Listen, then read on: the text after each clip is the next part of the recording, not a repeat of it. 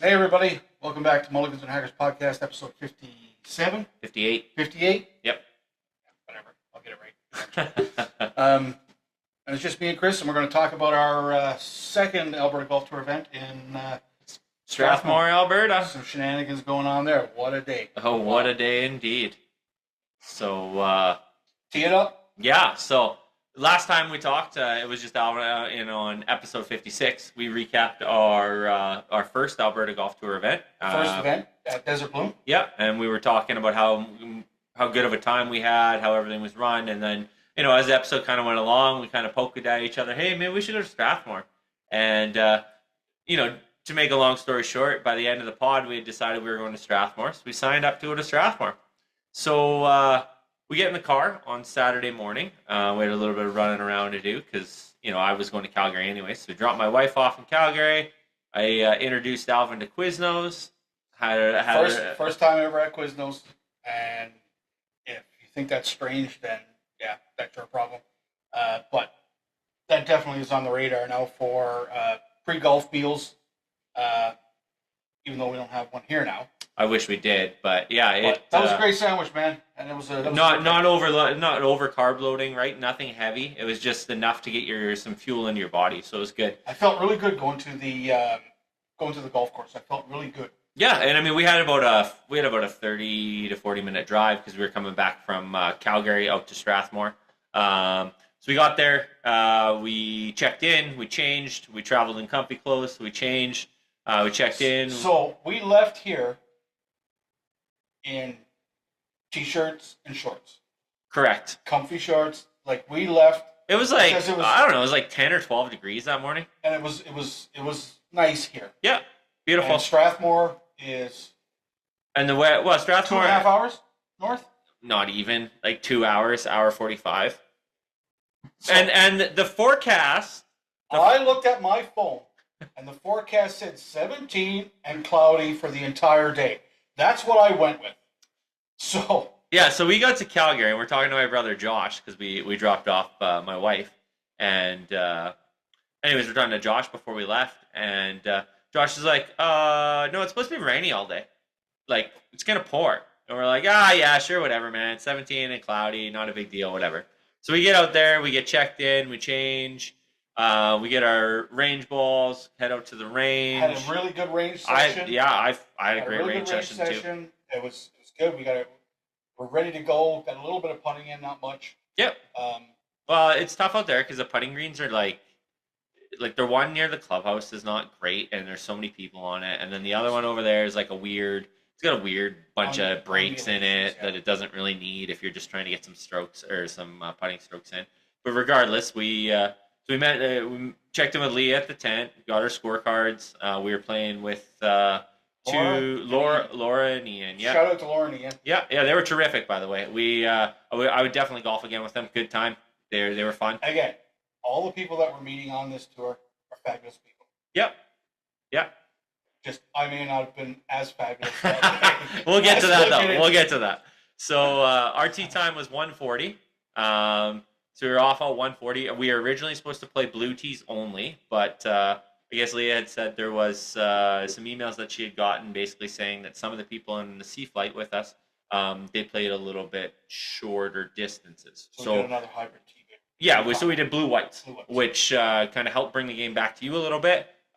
Changed the whole tee off on hole one. Yep. Because we moved up like 40, 50 yards. And I struggle at new golf courses because I don't know my landing areas. Right. So put that out there. I don't play well showing up at a golf course. Right, and you had done your homework off the blue tee boxes. You bet. I did my homework off the blue tee boxes. I was still confident when I went there that I could put the ball in play and reasonably score, conditions pending. Yep, right? for sure. So yeah, we get up to the first tee. I mean, I end up going again, and I was looking at it, and I'm like, the driver's going to be way too much. Like, I'm going to be into the shit. So I was like, I'll grab a 6-iron. Like, I only need 200 yards. And I just remember because Leah looked at me, and she's like, you hit your 6-iron like 210? I'm like, yeah? Like, is that not normal? Like, for me, that's just kind of Like I'm 6 feet tall, and I got, as I've stretched out over the years, my distances have gotten into where they are now. And for me, a 6 iron has been. We've talked about it on other pods. Like that's often my go-to off the tee box club because it doesn't generally put me into a lot of shit. So I teed off with my 6 iron. I did the exact same thing when we teed off at Desert Bloom on the first tee box. I teed off with my 6 iron. I went through the fairway, and I ended up behind some trees, but I had a bit of a gap. As a par 5 to start. Yes, correct. So you started on a par 5. And Alvin, I hit my tee shot long, past the dog leg left, and I went long. You were in the same area as me, right? Yeah, just out past that. I was a little bit further than you. With not a really great look at the fairway for my second shot. Yeah, I had a pretty significant gap between the trees where I just hit a punch 6 iron and ran it up to just inside of 100 yards. And I punched a 4 hybrid really low, got it back into play, and actually put me in shape for my third shot. Yeah. So I hit the green with my third shot. I did as well. 2 putted out for par. Yeah, and I did the same thing. So we're off and running, and I start off on a new course with a par on the first hole. On a par 5. On a par 5, I am like, yep, let's freaking do this. Well, and shout out to Ian, who I guess is the same handicap as I am, or very, very close to me in handicap. He might be slightly better, but he said he was around a 12. And first hole, the guy's got like a 3-footer for birdie, and he ended up lipping it, unfortunately, and he made par. But it was like he made a great approach shot, and those greens are a little trickier than we were used to. You bet they are. So I mean, he had a great look at birdie there, and I was like, man. And he was in the tee fight with us, so I was like, whoa, it's gonna be one of those days. It's gonna be a tough day around there. So we're even through one. When did the rain start?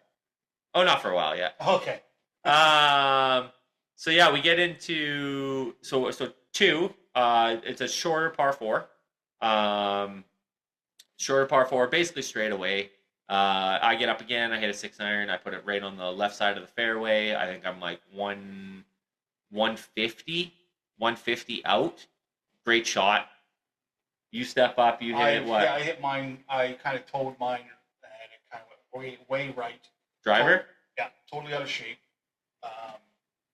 Took me 4 to get on. I 2-putted, so I came out of that one with a double. Yeah, and I hit a beautiful approach shot, and then I ended up 2-putting for par. And again, Ian was the other one. He hit driver, and he was a little further ahead of me. He hit a great approach shot. Again, lipped another birdie on 2, and I'm like, man, he's got to get he's putting himself in great shape. He's got to get these ready to score here. I want to preface this by saying Laura was very smart in the fact that she bought and brings with her a basic cart house, essentially, that goes over top of your cart. It's rain gear that zips onto your cart. It's crazy. In preparation for what is to come. Yeah. So we get on to hole 3. So hole 3 runs parallel to hole 2, going back the other way. It's a shorter par 4, again with a little bit of trouble long and trouble short. So it's about, I want to say it's like 320. So it's kind of in drivable range for someone, something like that, 320-ish. What did we play? That Whites. From the whites. That's hole number 3. Yeah. And we played it from the blues. Okay. And it's 328. Yeah. So 328. So I got up this time and I hit an 8-iron because I'm like, I don't want to go too far. Like I want to leave myself a decent shot. Overcurled it a little bit. Ended up on like, I don't know if it's supposed to be a sandbox, but it was like a sandbox half cart path. And I was kind of like, all right, well, whatever. I guess I'll hit it off there. So you teed off. I put mine in the fairway. Yeah, nice fairway shot. I missed the green. My chip didn't put me in shape. I 2-putted for bogey. Okay. So as we're getting up to our second shots, we get our first dose of rain. And it starts coming in, not so bad, not heavy, just kind of light droplets, whatever. Yeah. So I go over to my ball, and I'm kind of like, fuck, I'm kind of behind a bush. It's going to be a tough shot. I grab my gap wedge. I'm like, I got about, 110. I hit a ball. I think I ended up on the right side, I ended up front green, with like a long ways from the pin. I was able to 2-putt and par. So I'm even through 3, which is awesome. Which is fantastic. And as we were putting, the rain started coming in heavier. And it lasted for probably 5 to 7 minutes, and then kind of died down again. And I'm a little damp, and I am a fair weather golfer. It's true. There's been many a times we've been out golfing where if it gets too bad, Alvin's like, I'm done for the day. I am a fair weather golfer. I don't prepare for weather because I don't play in the weather.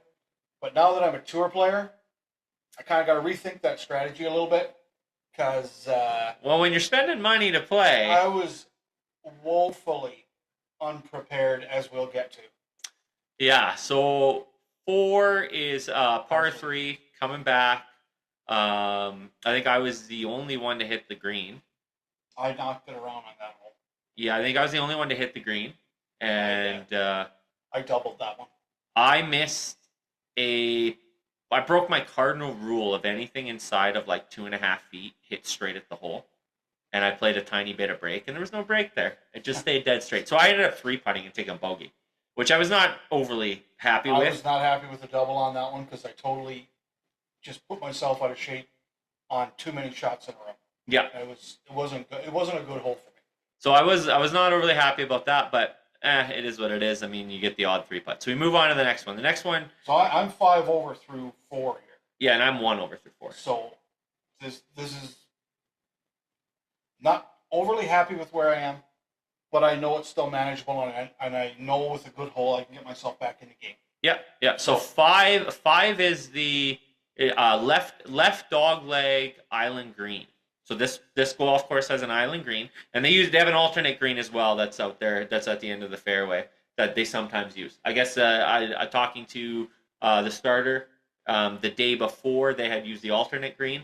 It was kind of cool that the island green was in play because I have only played this golf course one other time last summer, and when we played, the island green wasn't in play. So I love the challenge of the island green. I mean, I know they're difficult, but I like the challenge of playing the island green. So again, I teed off. I went a little longer than I would have liked. I was kind of under the tree, but not in a terrible spot. I had a look at the green, so I was okay with that. And then where did you end up? I hit out to the right, into the tree line that was there. But when I got up to my ball, I had a direct look at the green.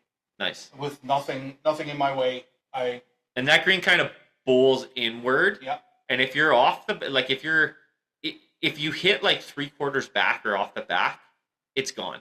So I hit my approach shot first. So I get up there and I grab a gap wedge and I'm like, okay, it's like 115. So my gap wedge is good for anywhere between 100 to 120. So I gave it a little extra. I don't know if there's just a little bit of wind there. Anyways, I landed about 5 feet short, and I hit the rocks around the island green. In front of the island and I was like, oh, and it goes straight up, and then it comes back right onto the fairway. It came back and hit the fairway, and I am like, that fucking ginger luck kicks in, and I'm like, this is unreal that he's going to go down and just hit his third shot onto this goddamn green. It's so funny because I'm like, I hit it, and I'm like, oh, rejected. And rejected right back to the fairway. Yeah, The green is ringed with water, and you get the hop back into the fairway. Well, I mean, I look at that, and I'm shaking my head, and I'm about 138 out. Yeah. So that's an 8-iron for me. Yeah. And I'm like, all I have to do is get it in the air, and just get it on. Just if I can. I knew with my 8-iron, as long as I hit a good shot, I wasn't going to get it to the back of the green. Yep. So I hit my shot, 8-iron. I had a pretty good lie, and I hit the green, and I rolled to within 8 feet, 7 feet. Yeah, might have even been a little closer. A little closer. Maybe so 6. I'm in really good shape for a birdie here on this one. Yeah, so I go to hit my next shot, and it's like, I don't know, like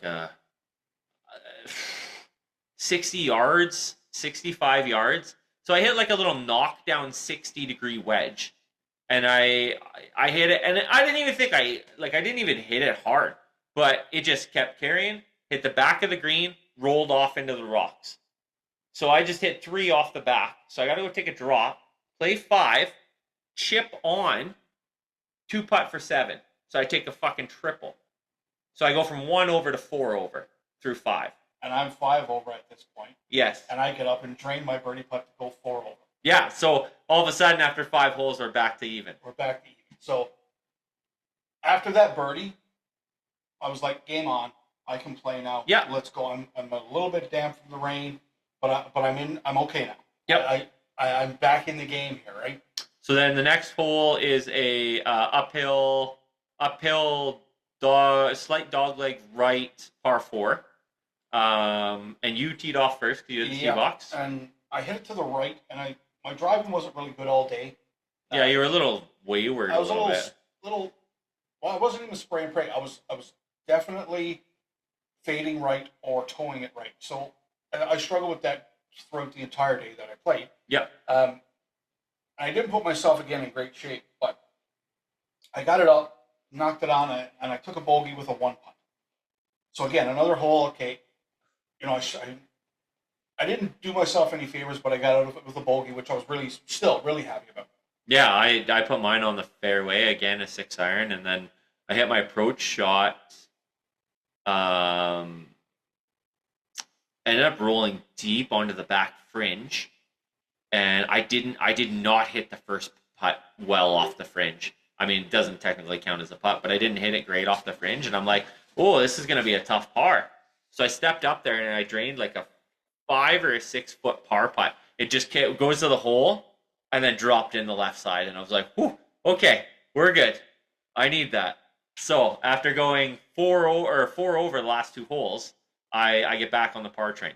So then we have a downhill par 5. So first time I hit driver all day. I didn't hit a great driver, but I was about 200 yards out. Yep. Which was fine. Again, manageable territory for you, right? Yeah. So I hit mine again, faded it to the right, put myself out of shape. And this hole has a water, or has like a fountain and a little water area, like just in front of the left side of the green, about 15 yards in front of the green.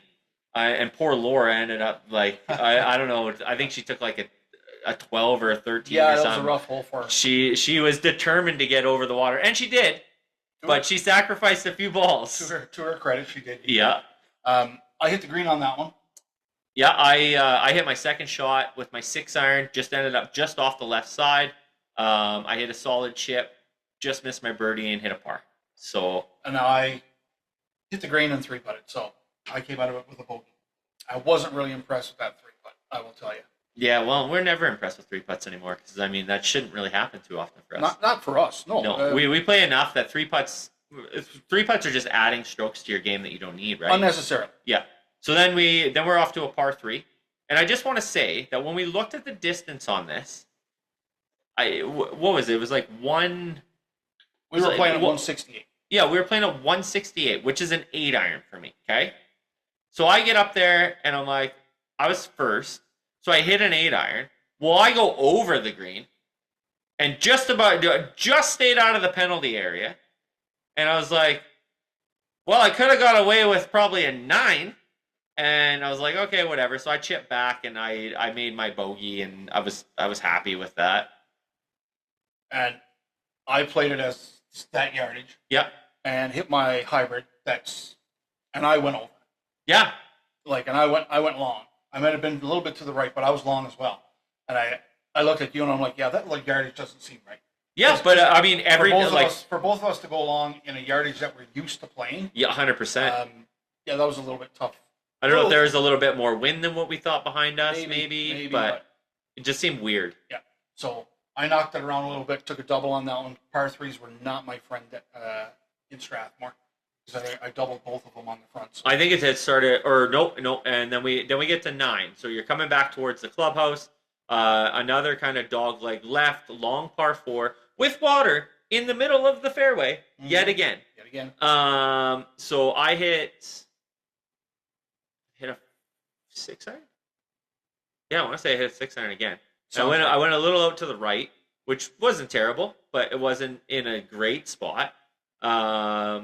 And then I didn't get a ton of it. I moved it forward onto the fairway, hit my next shot, ended up right of the green, chipped on, was close enough that I was able to one putt and walk away with the bogey. And during that hole, after we hit our first shots, we're going up the fairway, it started fucking pouring.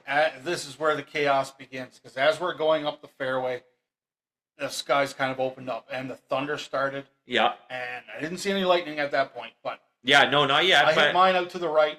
And Leah comes down before we hit our second shots, just checking in on everybody. I hit mine out to the right, as was all day. I mean, I only hit one fairway, which is really rare for me. But I knocked it around a little bit. I one putted for a bogey on that one, because I think we all one putted for bogeys or something like that. Sounds about right. Yeah. We're through 9. I was 6 over through 9, which was, based upon my start, wasn't terrific because of my triple bogey on the island green. But overall, I was like, if I can replicate that on the back or better, I should be somewhere potentially in the mix, I thought. And I finished the front at 9 over. When I finished on 9 and looked at my score and it was like 9 over, I was happy with that.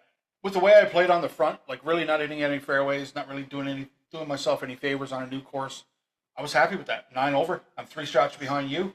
I can make that up. Yep. Right. Yep. But isn't that funny? We've talked about this before. Like as our games progress, it's.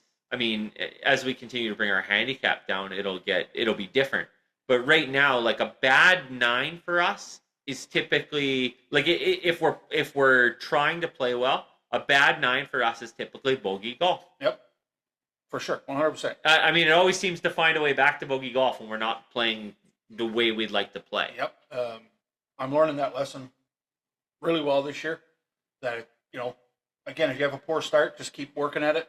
And the object is, I took this out of your book. The object is if you're, 6 or 7 over through the first 5 holes, just work on getting it back to bogey golf. Yeah, make that your goal, right? Like it's attainable. Then once you get back to bogey golf, really, you just have to par another hole down the road and you're under bogey golf. Correct. Right? And with the way we're playing now, it's doable. It's doable all the time. Yeah. I mean, how many times have we started on Medicine Hat where you have the long par 5 and then that tough, it's a tough par 4 just because of the layout. But I mean, there's been numerous times where we've started like double, or triple double, and you're 4 or 5 strokes over through 2. But now that we play the hat regularly, that you get through the first 2 holes, you're warmed up in the round. That hole number 3, reachable par 5, is can help you out big time in bringing your game back. 100%. So like for me personally, if I'm struggling for the first couple of holes, if I can knock it around and even just come out of that hole with a bogey, or even a par, par is good. And again, I've birdied that hole this year, and you've had a few eagle opportunities. Even if you come out of that one with a bogey, you're off the double square train, right? Yep. Tough par 3 after that, but I mean, we've learned how to navigate that par 3 quite well in the last little while. Yeah, but I mean, that's just it, right? Like, in no longer, like, I mean, this far into our golfing careers, I guess. Careers. Well, I mean, we're not our golfing with our buddies and whatever. But I love it. What's our career in golf going to be? I don't know. That's TBD. But this far in, we if I had gone like triple bogey or quadruple bogey to start, I'd be like, oh, my round's ruined. This is going to be like plus 20 something. And I don't know. I can count on over 5 times this year where I've started like double or triple double and like 4 or 5 over through 2, and then I finish like 12 over or 13 over. Yep. And I'm like, fuck, I can play this game. I've seen it, so it's crazy, right? Yeah. So we're going up. Getting back to Strathmore. Yeah, so we're going to the clubhouse. It's raining. Well, we finished that hole. We go by the clubhouse, right? And because it's a long jaunt from 9's green to 10's tee box. Yeah.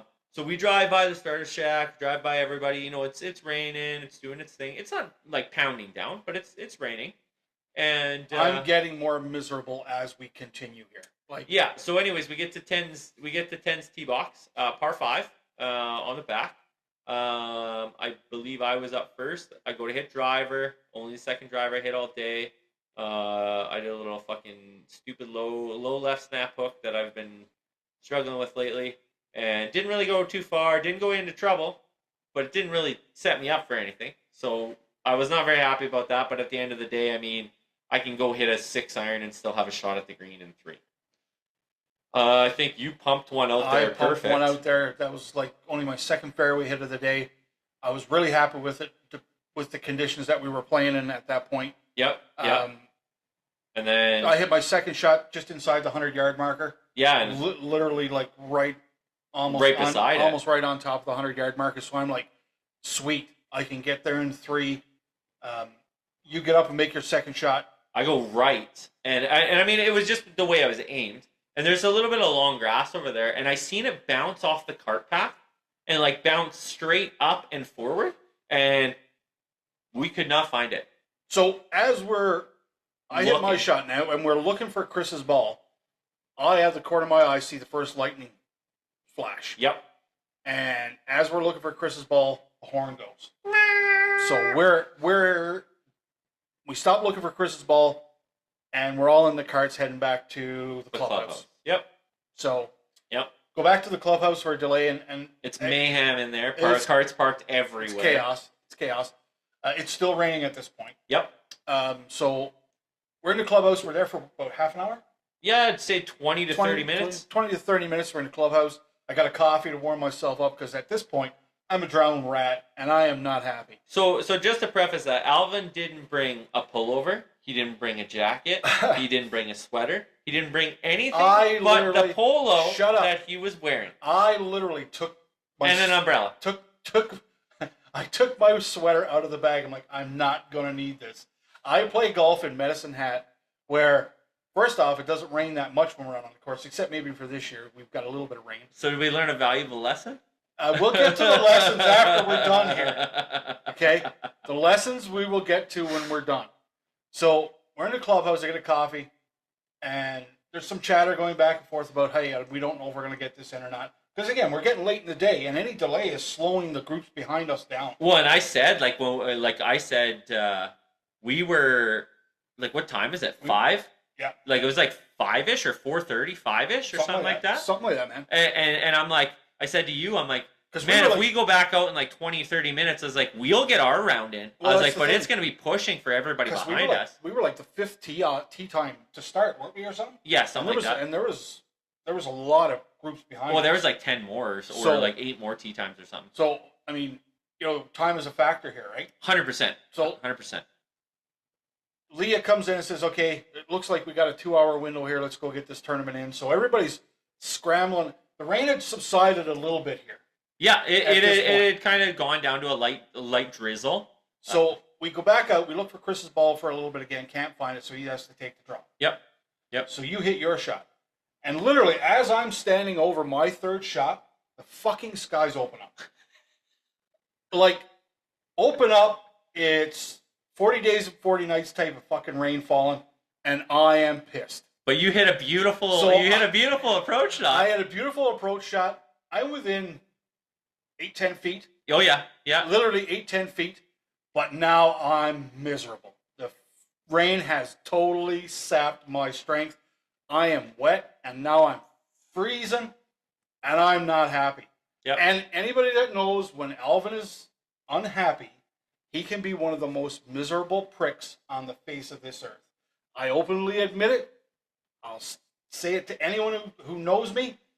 I feel bad for Ian and Laura, who had to deal with me and my absolute miserableness. I will not apologize for it, because that is who I am. But I was a miserable prick. So I hit my approach shot, or my fourth shot. I was just off the fringe. I chipped on. I ended up two putting. So I take a double. So I mean, I go from +6 to +8, just like that. So I'm on in 3, and now my head is rattled because I am miserable. From the 8 feet, I 4-putt. So now not only am I miserable, cold, and wet, I am now burned because I just 4-putted an 8-foot fucking putt. So I am out of my head. I am totally out of... I am done. Like, I am done with this tournament. Oh, holy shit. I'm out. So we get to the next tee box. It's still raining. Yep. And I am just, You get up there pissed. to swing. I get up and hit first. I'm out of rotation, but I'm like, fuck this. I'm getting up there and I'm hitting my tee shot. I hit my tee shot probably about 11 feet off the front of the tee box. Absolutely heel shank it. It goes about 11 feet. I walk down, I pick up my ball, and I'm like, I'm out. Withdraw. Went back and sat in the cart with my umbrella. I was done. Yep. Done with this shit. That is how I am. And so I'm out. I'm like, fuck this. I'm done. I'm laughing because I mean, I dug into my bag. I got my weather gear because I always carry for everything. So I grabbed you carry for everybody else has their rain gear on, their mitts on and shit. Yep. And here I am in my pants and my fucking polo. I wish we had I wish it was. We could have got a photo because it was like no way. It was just totally soaked. There would have been no photos that day, man, because I would have ate the fucking phone. Seriously, I would have just ate the damn thing. No way, we're not doing this today. I was miserable. So it's just me, Ian, and Laura then playing. So I get up, I grab a 6-iron, and I mean, anybody that's played with me. Stop. Yep. Stop. Full stop. In conditions where it's challenging, or there's factors involved that make the game more difficult, Chris excels. Chris just gets into his mind. It's like, you know what? Everybody else is going to falter here, so I'm not, and I'm just going to kick everybody's ass at this point. I've seen him do it in weather before, where he just puts his head down and goes, I'm playing. Everybody else do your thing, but I got this. And he went into that mode. Yep. So I pure my 6-iron straight up the gut, off the tee box. Pouring rain. I got out my Red Rooster golf gloves, my Red Rooster rain golf gloves. Put them on. Shout out to Red Rooster. You guys rock. And I absolutely piped a 6-iron out there. I watched Ian hit into the water on the right side.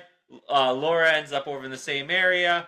I don't remember what happened with them, but I hit my shot. Because of the rain, it came up just short, which, I mean, usually you'd get frustrated with that. But again, in the rain and the conditions, I'm like, I'm playing for bogey golf. Like, that's what I'm playing for, because I know bogey golf will be enough, because that's essentially par when you're playing in shit conditions like that. So then I chipped on. I just missed my par putt because the greens got slow, and I missed it by like a couple inches. 4 putt on 10. Yeah, the greens started to get really. And anyways, so I made bogey. We move on to the next hole. Again, I grab a 6-iron, pipe it up the gut, and Alvin's probably just furious just watching this. Stewing. And as I'm shivering my ass off. Yeah. He would usually go back by now, but he had no choice but to stay out there because he was in my cart.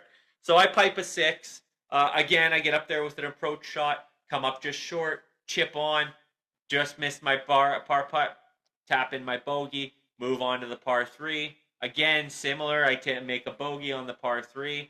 So we're on 14, which is a par 5. Okay, so I get up, I hit driver.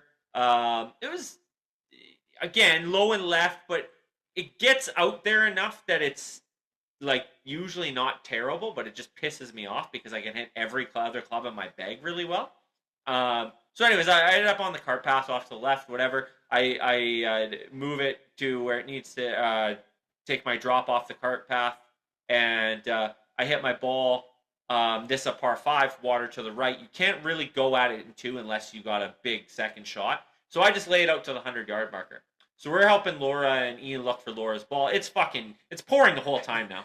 And I mean, downpour shit. I'm wearing, like, I didn't have a long sleeve rain, so my sleeves were soaked. Everything else was pretty dry. My pants were soaked. My feet were soaked. You got your umbrella hanging out of the side like this. Battling I mean, I was a nice guy, and I even parked underneath the trees to try and break the wind and the rain for him. Anyways, we get up there, we're looking. All of a sudden, we see this cart coming up towards us. Well, here comes Leah. And I'm like, well, what? She gets out of the cart, and I'm like, you want to take this guy back to the clubhouse with you? I was like, he's miserable. And she's like, yeah, they blew the horn like 20 minutes ago. They're like, she's like, the tournament's over. And I'm like, what? She's like, yeah, they blew the horn 20 minutes ago. Tournament's over. Golf course is closed. She's like, it's getting really bad. She's like, you guys didn't hear it because you're the furthest point. We were out on the kind of the edge of the. So we played 12, 13, and 14, or probably the last half of 12, 13, and 14. when we didn't need to. So drive up, pick up our ball, drive all the way back to the clubhouse. I mean, we were one of the few people, because of our situation, we had a change of clothes. Everybody else was like, I wish I brought a change of clothes. I went and got changed immediately into what I traveled up there with, which was a t-shirt and shorts, but at least it was freaking dry. Yep. So we're in the clubhouse, but as we're coming back, I kind of looked over at Chris because the tournament was scrubbed, and I kind of looked at him and went, hey, I'm still ahead of you in points. Yeah, fuck you. So I am still ahead of Chris in points overall in the Alberta Golf Tour standings, and I will hang my hat on that until the season is literally over. Well, next time we'll get you, because I was going to get you that day. You were. I knew I I would be in the hunt, I think. And you know what? I was in my own mind, I was comfortable with the fact that, you know what, I'm going to give him this one. Fuck it, because I hate this weather. But it was... I am not playing in this weather. He can have it. I don't give a shit. There is zero ability in me right now to play in this weather, and I'm not going to take what you want. So I'm done. So we go from perfect conditions at Desert Bloom in our first Alberta Golf Tour event to this.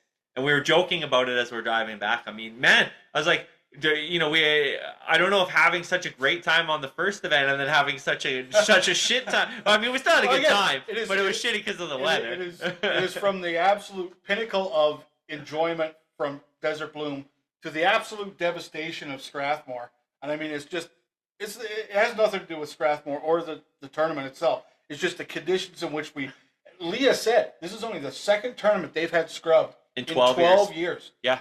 It's crazy, right? Crazy. So, I mean, a unique situation, but at the end of it, we get the email, and for showing up, we got 300 merit points. Yes, yeah, and we got our snips and everything back, and then we got our snips from Desert Bloom, which I kicked his butt on, by the way. I doubled my snips. Oh, you can have all the snips you want. I got more. Making more money on the tour than this guy. Take all the snips you want. I want points, and I want to be above you in the standings. We have one more event to play this year on the Alberta Golf Tour.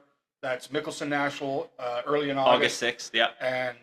And so anyways, even if you beat me at Mickelson National, we're still 1-1 against each other on the Alberta Golf Tour. It's true. So there is no way you can go ahead of me this year. I'm going to take it. I'm going to own it. And yeah. You better own that. So anyways, we change. Everybody else kind of hung around, watched the Oilers game, watched the Oilers destroy Florida that night in the blowout. But I had to. Your wife had my two kids, and we were meeting in Bassano because I was heading back to Calgary again. So we go grab some food. We peel out of Strathmore, and we're driving. I'm sure some of you guys seen the clip that we posted, and Alvin's just like, "This is insane." So he grabs his phone, he pops it up there, and he's just kind of recording it. And we just started talking, and just kind of an impromptu clip, and. It was pouring. My windshield wipers are going as fast as they can go. Can't keep up, and I'm like, where the hell did this come from? Like it's crazy, and they haven't had very much rain all year apparently, according to what everyone was telling us. Well, there you go. Now you got some rain. So that was our Strathmore trip. Yeah, it was wild. Didn't kind of turn out the way we wanted it, but you know what? But we did get a rain check. We did, yes. We got an 18 holes. Which we will be using probably, maybe even the weekend before Mickelson, like the Saturday, Sunday, one of those days possibly, maybe the Monday. Maybe. On the way up there, we could potentially play. Yeah. So that was last weekend. So we got to play. Typically, we play we play Thursday night. We play 9 or 18. I'll play 9 or 18, but you always play 9. And then we play 18 and Saturday. minimum 18 Saturday, 18 Sunday, and sometimes I play 36 Sunday. Well, this past weekend we got 9 holes in. I got 10 holes in. I got 13 and a half, So, I guess. I got 10 holes in. And we golfed last night. And yes. Out at Connaught, though. It was almost like we hadn't golfed in 2 weeks. I fucking felt like it. Right? And so we went to Connaught last night. And again, I wasn't expecting too much out of the round last night. Yeah, no, I didn't either. I just wanted to work on some stuff, but again, I played decent. I shot 7 over for 9, a couple of pars, and the rest were bogeys. I wasn't disappointed with it at all. Yeah, I didn't play well. I'm trying to. I don't know. I gotta figure out what's happening with my driver, and I don't know what to. I mean, I know that I can put it in my bag and get around. You don't need it. You don't need it. No, I know, but I watched you hit that club last night 4 or 5 times, and I mean, literally, it's literally like I've never hit it before. That's what it feels like. I mean, there's 2 or 3 of them that were snap hooks left low that were like, well, how? I don't even know how you hit that shot. Yeah, I don't get it either. So, maybe we need to get some video of you with your driver, like throughout the round when you snap hook one of those. To see what I'm doing, to see what you're doing in that swing, and then so you hit a good driver. Okay, well, what was your body position in that one? Then you would hit a snap hook. Like, okay, well, what was your club position when you snap hooked it, right? Yeah. Well, and that's not a bad idea. I think the next rain session, I might take my GoPro down and just kind of plop it up on my stand behind me and just kind of get some video feedback, because I mean, I don't need it in my bag, but I would like to be able to hit it, because if I do hit it and I'm able to get it, it doesn't have to be straight, but within the area, then I can go at par 5s and 2. And it truly, allows me. If you hit your driver and you hit fairways with your driver, your game is at a different level. Yeah, because for the holes that I'm hitting a hybrid into, you're hitting like a gap wedge into. Yeah, a lot of the times, yeah. Right? If you're hitting driver well, because you compound that thing.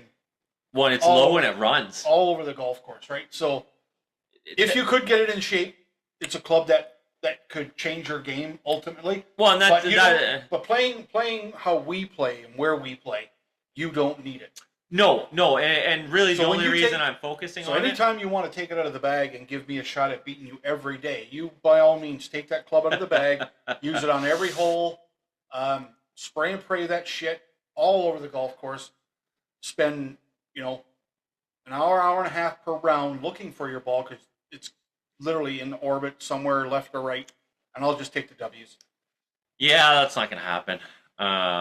We have an event coming up this weekend too, by the way. We're playing Saturday. We are at Connaught. We were supposed to be at Medicine Hat, but we will be at Connaught because they got our tournament going on, and we needed an afternoon start. So that'll be different. They have different grass there, different greens, a little tougher, a little different look. We haven't had an event there since 2 years. Or no, did we play one there last year? We played there last year. Oh, yeah, okay. Because we were in town last year. That's right, right. So, but again, we've played that course a few times now. Really, you just got to go out and keep the ball and play. Yeah, it's just a different look. Keep it outside of the tree lines, because the tree lines are prominent at Connaught. Keep it outside of the tree lines, and you can keep moving the ball forward. Yeah. And I don't think for you and me, I mean, it's only going to be the 3 of us this weekend. Clark is the other guy. So again, it's between you and me, right? Yeah, well, I mean, unless Clark lays down one of his Clark rounds where he just plays out of this world, I mean, he can do that once in a while. I haven't seen it yet this year, so this is true.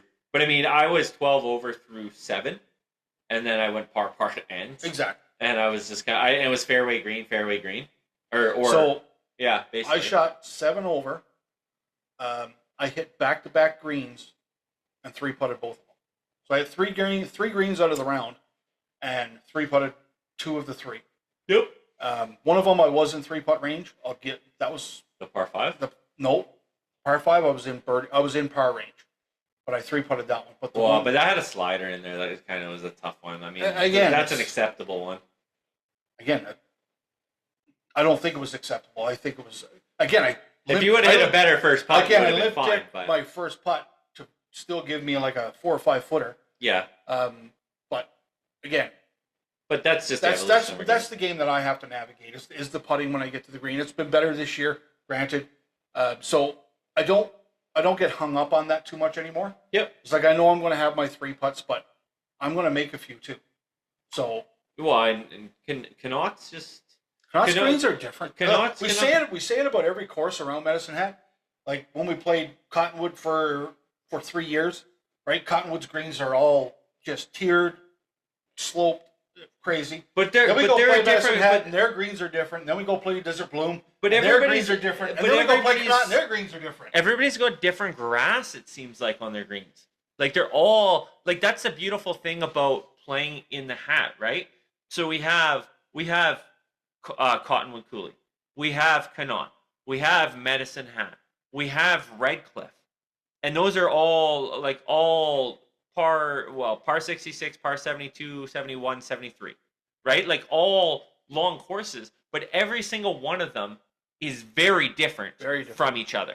So they all give you different challenges, right? Like, Redcliffe's more open, more windy. You got a little bit, their greens are a little bit more flat, but the wind makes it a heck of a time to try and get out there. Cottonwood's shorter, but there's trouble everywhere for righties. Yes. Everywhere. And their greens are two-tiered, like we talked about. Connaught is a mix of the strategic and the greens being really tough. And then Medicine Hat is relatively narrow in some areas, so you have to be smart about where you put the ball. Their greens are kind of in between Connaught and not so much Desert undulating Bloom. As they are sloped. That's right, and they're quick. They're quick. And then Desert Bloom, and Desert Bloom is like the fastest greens Linksy style in Alberta. Linksy style course with absolutely blistering fast greens. So I mean, we're lucky because we live in an area where you get really, all kinds of looks. Like you know, if you're prepping to play in a certain type of golf course, you have one that's probably going to be relatively similar to that kind of course here. You just got to pick which one it is and go play it to help you kind of prepare. So it's kind of cool that way. And having played all of them other than Cottonwood this year, I mean, they all provide their own challenges. Yeah, I'm enjoying it so far this year. I wish we were playing more, to be honest with you. Yeah, man. But again, it'll come with time. We'll get our rounds in without a doubt. Well, we're gonna. I think at the end of the month we were talking about like Thursday, Fridays, and I mean we could even get Wednesdays in at Connaught. Like Wednesdays, we could go to Connaught if we wanted to. And after work, like I'd like to get 18 in, but after a day of work, I'm really only into 9. But we'll see as the summer goes on where I am with that. Yeah, I mean it just depends on how the guy feels, right? And how slow the course is out there. Because if it's slow, it's like, well, I just want to play 9 because it's going to be ridiculous. Yeah. But I mean, the last time I went around and played 18, it opened up because basically everybody quit after 9. So that was kind of cool. So yeah, it's been a fun year, and I mean, I'm looking forward to the next Alberta Golf Tour event. Without a doubt, it sucks that it's August. It does. It really does. It's a long time. I mean, I thought long and hard about going to Delacour on Sunday before the registration was closed on the weekend. But you know, I'm going to stick around town and we'll play those courses, and then I'm going to BC in July for a weekend. So you know, I think we're going to try and get Creston in there and maybe play in Kootenay somewhere. Just get some mountain courses in, and get prepped for Mickelson. And I mean, in the meantime, we got an event on Saturday. It's an event number 2 of the season because we've dialed down the number of events. I mean, Alvin's coming off a win. He's going to see if he can't string together back-to-back wins. I'm going to see if I can't rein him in a little bit. Again, my golf has been really good this year. It's been pretty consistent, actually. I haven't had, even if I've had my slide, like I play around where it doesn't go quite the way I want it, I'm not getting hung up on it like I used to. Because I know if I play a good round, I'm not going to have a good round the next day. That's just how I play. I never typically build on a good round. You always come back down to earth, and then you build yourself back up to a good round. And that's kind of my... Although that being said, going into the first AGT event, you had a great Friday round and then a great Saturday round. So I mean, it does happen once in a while, but it's not really your MO yet. But I think as you get more and more comfortable, that's going to become a more, like, I always laugh because in comparison to our games, because we always compare them because they're very similar, but played very differently. Right. But I mean, you tend to be a little bit more. Your good is here. And your bad is here. And my good is like here, and my bad is like here. And it's like the gap is a lot less, right? Like I'm just like this, basically. Yeah. Like, 2-3 stroke swings usually. And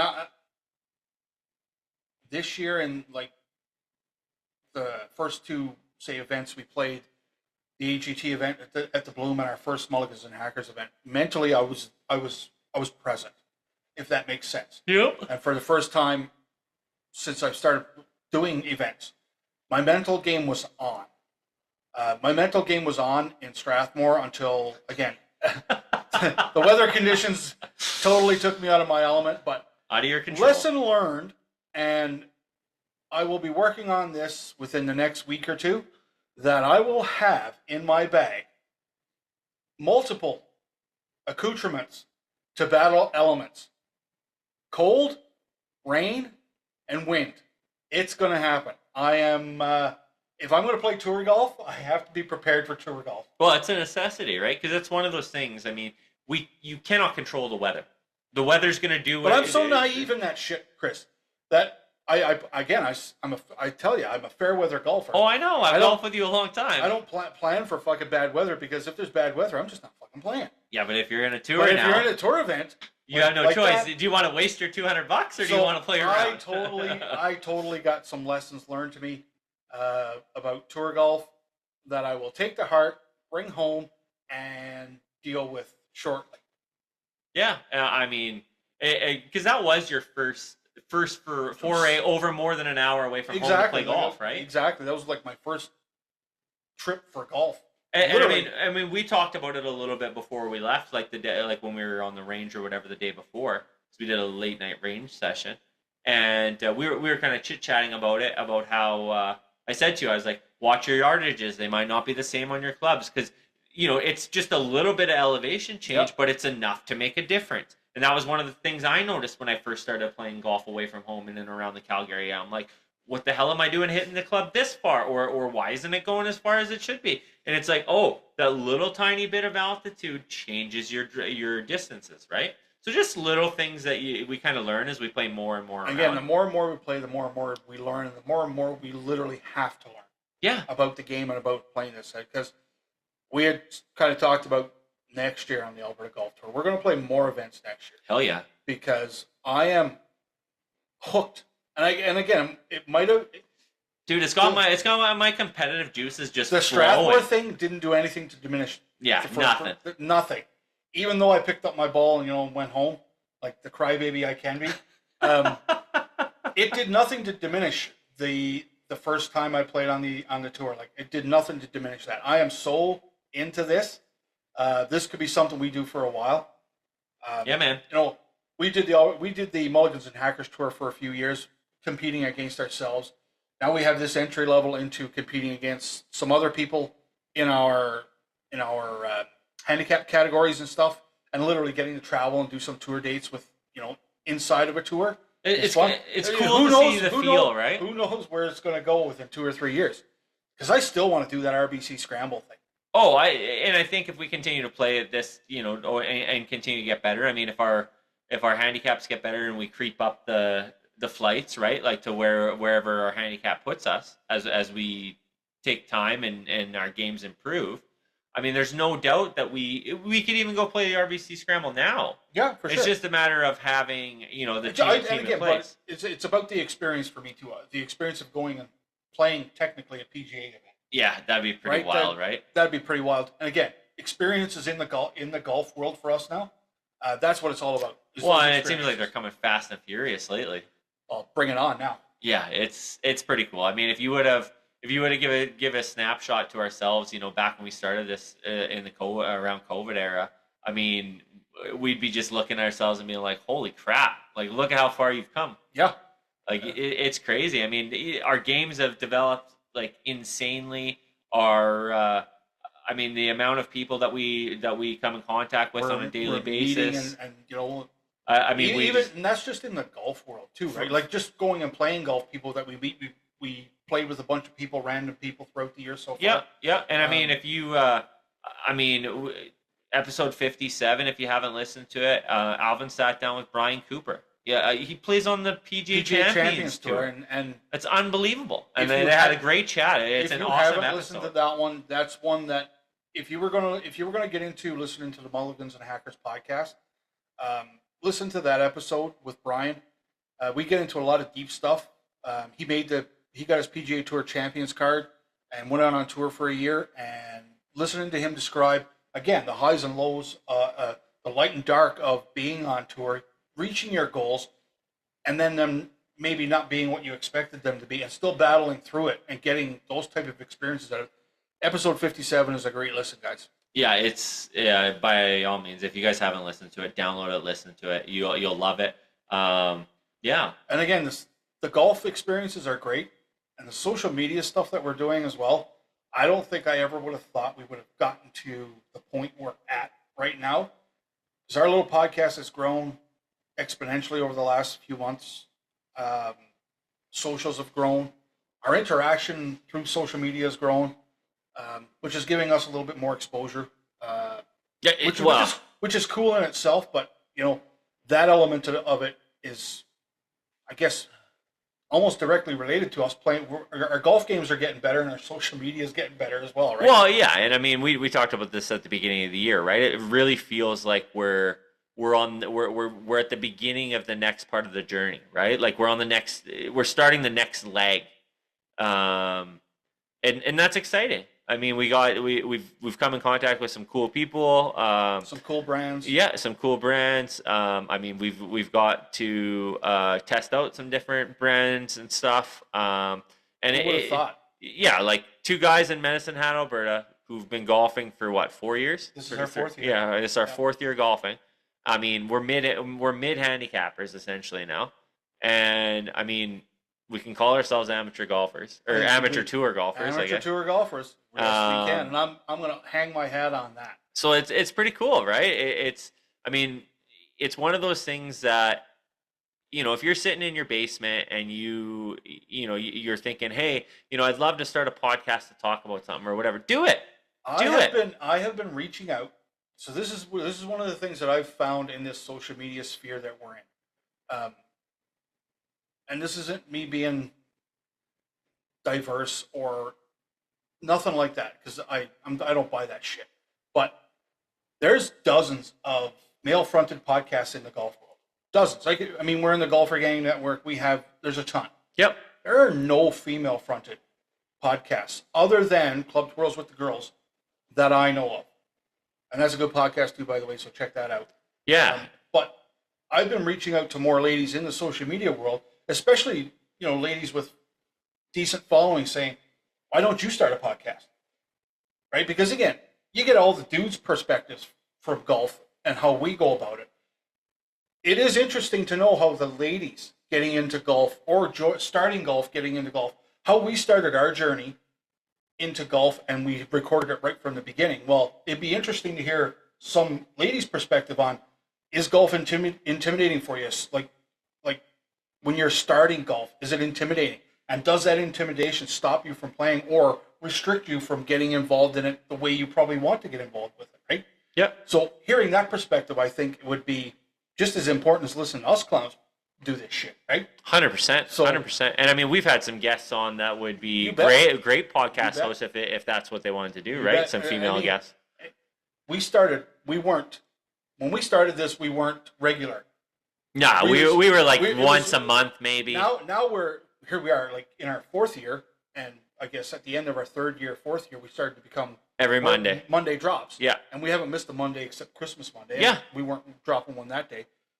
Now it's you and me talking, or it's us with a guest, or it's me with a guest, and it's just going to continue that way. So I think it's time for us to get some more ladies out here and in this podcast sphere and do crossovers, talk to each other, get each other's story, and let people listen to everybody's story, because everybody has a story. No different than me talking to Brian Cooper last and listening. And I mean, he's a pro golfer, so listening to his story is pretty cool. But no different than having like Lori Blanco on the Canadian Amateur Long Drive Champ. I mean, listening to that stuff, or even Golf with Kenzie about her St. Andrews trip. That's the shit I want to listen to. Yeah. Because that's cool. We're gonna get there too one day, but just so. But listening to that stuff. So there's an avenue out there for people getting into this sphere, and you just got to do it. Yeah, I mean, and I said it to Brian at the end of our last episode, because he was talking about a podcast they were doing. He was doing with a group. He might be doing with a group he's involved with. But if I can do it, anybody can fucking do it. And that's cliche, but I'm telling you, I'm so technologically inept and so not a people person terrible anxiety. But if I'm doing it, you can do it as well. Yeah, man, it's just crazy. It's just crazy. It's cool, so cool. Like we text back and forth sometimes about like we were just talking about how our daily download record got broken yesterday, and like now we're seeing it steadily rise and go up, right? Yeah, those little metrics that we look at to see what we're doing. The last 2 days. So we had a previous record. I'm not throwing out any numbers here, but decent numbers. But the last 2 days, yesterday and today, both broke those previous top days. Yeah, it's crazy, right? I mean, it's crazy. It's just so cool. I mean, cool. And then we said, like we set a time, and we were like, hey man, we'll come over at this time, whatever. We sit down, we talk about our golf experience, we talk about what our Strathmore shenanigans that just happened, and people download and listen to it. Who would have guessed? And we interact with people too, because when we were at Desert Bloom, we had Blair in the cart with us. Yep. And Blair commented on our YouTube video. Appreciated the shout out that we gave. Nice. Him. Nice. So those type of things. Yeah. That's the friendships and connections we're making too. So and the fun stuff, right? It. And again, we appreciate everybody that takes the time to download us, follow us on YouTube, follow us on the socials. I mean, we're just two dudes that are doing this for fun, and we appreciate everybody that checks it out. Absolutely. So next up for us, we got the tour date, which we'll have played on the Saturday before this drops on Monday, and then we get a couple weeks off, I think, and then we come in. I want to say our major might be next. Ooh, we're getting close. Ooh. Anyways, that's the jug, right? Oh no, the major won't be next, but yes, the jug. We will have a day, July 4th date, which is a makeup day for last Saturday, because we were supposed to play a tour event and we moved it so that we could go to Strathmore and take that event in. So we'll have a makeup day there, and then I believe the next one after that is the major. The jug. Which is sweet. So that's going to be a 2-dayer. This year we're going to do something a little different. We're going to do 1 day, 1 round at Connaught, 1 day, 1 round at Medicine Hat. Yep. And a total cumulative score. May the best man win. I'm going to compete for the jug this year. Alvin's never had the jug. Chomping at the bit to get at. Clark won the inaugural jug, and then I won the jug last year. So I mean, it's cool, right? It's just little things that get us going. It's fun, and it just keeps us entertained. So, anyways, keep listening. Give us a download when this pod comes out. If you haven't listened to some of our past pods, go back, check them out. We've had some great guests back there. You can see them all listed on Apple, Spotify, wherever you get your podcasts. Check out our Instagram, Mulligans and Hackers Golf. YouTube, Mulligans and Hackers Golf. Our Facebook page. We're on TikTok too now. Yeah, we're on TikTok. There's a different app. A lot of shorts on there. Just check us out wherever you can. And shoot us a message too if you ever want to chat, because we chat with everybody that we can. So yeah, and we appreciate the love. I mean, you guys are the ones that are helping us grow what we're doing, and we're two dudes having fun sitting in a room talking about golf, right? Yeah. Right? It's just fun. It is. Anyways, we'll see you guys later. Take care.